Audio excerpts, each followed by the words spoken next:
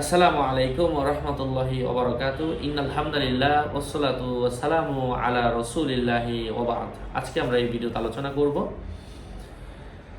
স্বপ্নে চাদর দেখলে কি হয়, আল্লামা ইমাম ইবনে সিরিনের কিতাব থেকে। সাথে যুক্ত আছি আমি মুফতি জুবায়ের বিন ইমাম। এই স্বপ্নের ব্যাখ্যাটা অনেক গুরুত্বপূর্ণ। আমরা চাদর পরিধান করি, এর ব্যাখ্যাটাই আমরা অনেকে খুঁজে পাই না অথবা জানি না। তাদের জন্য আজকের এই ভিডিওটা মোস্ট ইম্পর্টেন্ট হতে চলেছে। যাই হোক, কথা দীর্ঘায়িত না করে মূল আলোচনা শুরু করছি। মোটা চাদর দেখা সম্মান এবং দিনদারি ও আমানতদারির আলামত বুঝতে হবে। মোটা চাদরের থেকে সামান্য একটু পাতলা চাদর দেখা মানে হালকা একটু কম, এটা দিনই দুর্বলতার আলামত বুঝতে হবে। কারো মতে ধার্মিক স্ত্রী লাভের পূর্বাভাস রয়েছে। কেউ বলেছেন স্বল্প উপকার কিন্তু অধিক সুখ্যাতির ইঙ্গিত। স্বপ্নে রঙিন চাদর ও তোয়ালে দেখলে দারিদ্রতার মুখে পড়বে।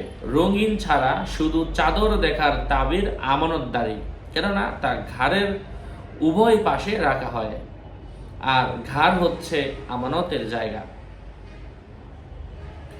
ঘাড় হচ্ছে আমানতের জায়গা এবং ঘাড়ের মধ্যে দুইজন ফেরেশতা সবসময় আমাদেরকে মনিটরিং করছেন, আমাদের আমলনামাগুলো লিখছেন। ঘটনা, আল্লামা ইমাম ইবনে সিরিন রাহমাতুল্লাহি আলাইহি এর কাছে এসে জিজ্ঞাসা করা হলো যে কারুকার্য খচিত ইয়ামানি একটি নতুন চাদর আমার গায়ে ছিল এবং এর কোনায় একটু ছেঁড়া ছিল।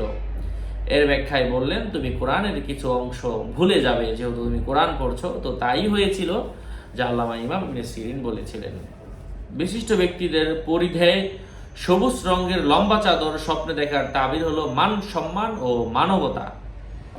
এই মর্যাদা চাদরের দৈর্ঘ্য ও নতুনত্বের বিবেচনায় নির্ণীত হবে। যদি সেনাপতিত্বের উপযুক্ত ব্যক্তি স্বপ্নে লম্বা চাদর পরিধান করতে থাকে, তবে সে সেনাপতি হবে।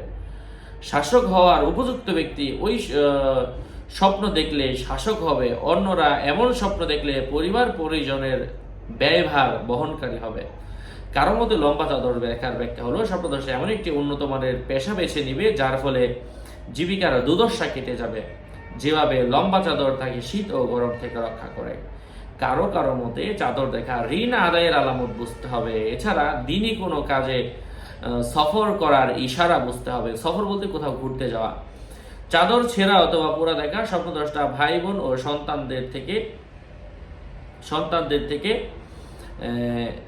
সন্তানদের থেকে যে তা ব্যবহার করে তার মৃত্যুর ইঙ্গিত। তাতে ফাটা বা এমন পুরা দাগ দেখা যা দূর হওয়ার মতো নয়, তাহলে এটা স্বপ্নদ্রষ্টা ধন সম্পদ বিনষ্ট হওয়ার লক্ষণ।